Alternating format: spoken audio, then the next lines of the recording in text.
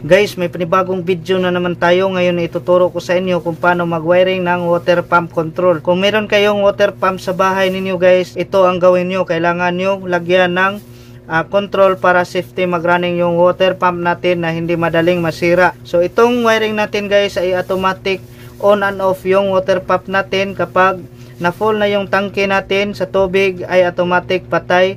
At kapag nag-low level naman yung water ng tangke natin ay automatic on yung water pump natin. Para mag-automatic on and off yung water pump natin guys, kailangan gumagamit tayo dito ng floating switch para sa tangke.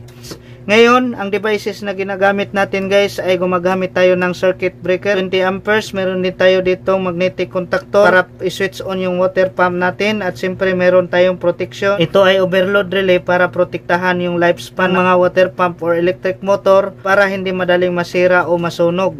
Ngayon, meron din tayo ditong tatlong indicator lights. Ito yung power, green, running, at itong yellow fault kapag mag-trip off yung overload relay. At meron tayo ditong dalawang switch. Example lang to guys. Ito yung manual natin. Kahit naka-off na yung water pump natin dahil full na yung tubig. So kung yung manual natin guys, automatic under yung water pump natin. Ngayon meron tayo ditong floating switch. So ito ang ginagamit natin para automatic on and off yung water pump natin. Next ay meron din tayo ditong water pump motor. Example lang din to. Bale ito yung ginagawa natin na water pump. Ngayon meron tayo ditong schematic diagram para pagdating ng actual wiring natin sa magnetic contactor at overload relay, madali natin masundan bawat koneksyon. Meron tayo ditong holding coil, iwan ito, floating switch, at overload relay normally closed 9695.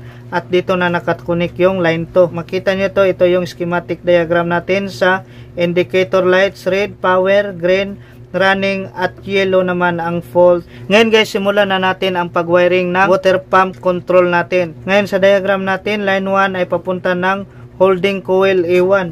So ngayon sa circuit breaker natin, ito yung load side, dito tayo kukuha ng line 1 at line 2. Supply natin na line 1 ay papunta dito ng holding coil A1.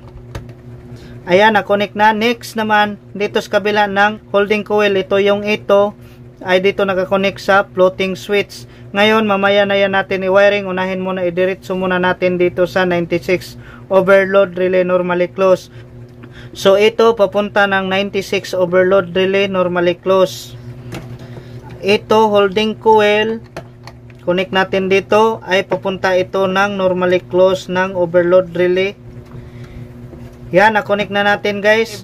Next, sa kabila ng overload relay 95, ay dito nakakonek yung line 2. Overload relay normally closed 95.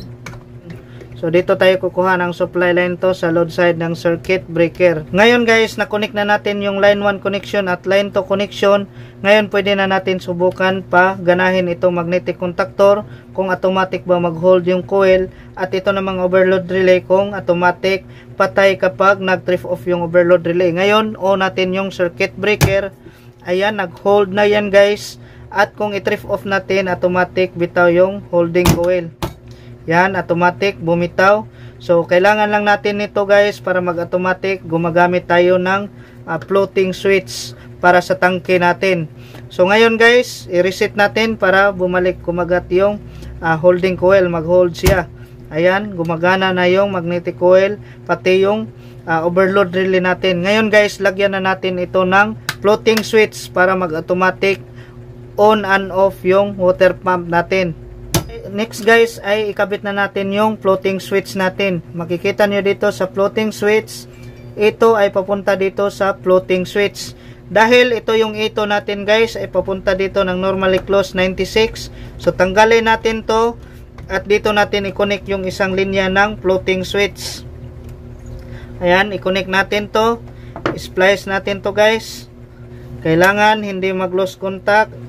Tapos lagyan natin ng tape. Yan, na-connect na natin yung galing sa ito papunta ng floating switch natin. Next naman, sa kabila ng floating switch na wire ay papunta na ng 96 overload relay. So, ito yung kabila ng wire ng floating switch natin guys, ay dito natin i-connect sa 96 overload relay normally closed.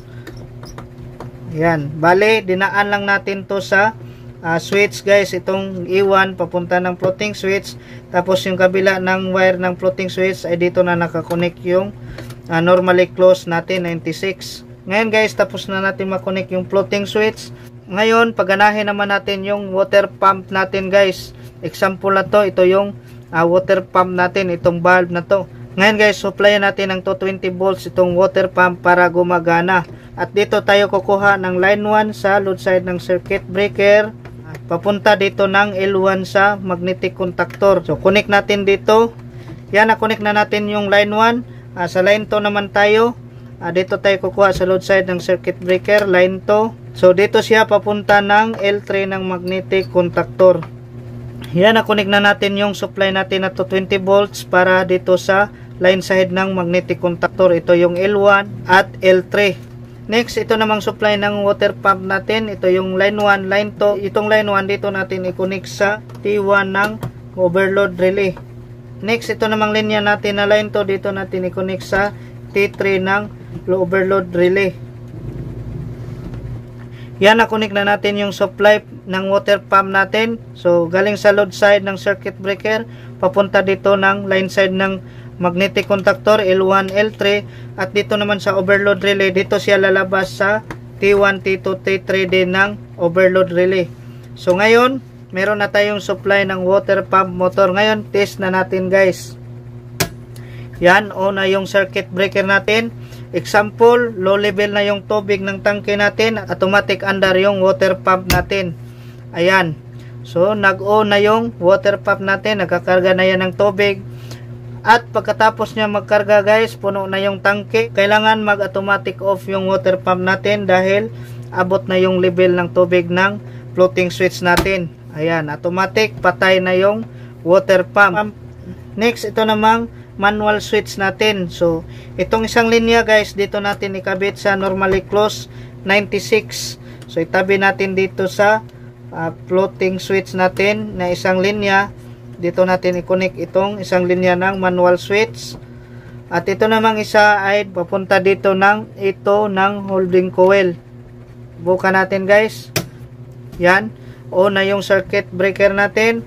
Next ay manual natin. Ayan, gumagana yan. So, off natin guys. Next ay example, low level na yung tangke ng tubig. So, on. Ngayon guys, kapag nag-trip off yung overload relay,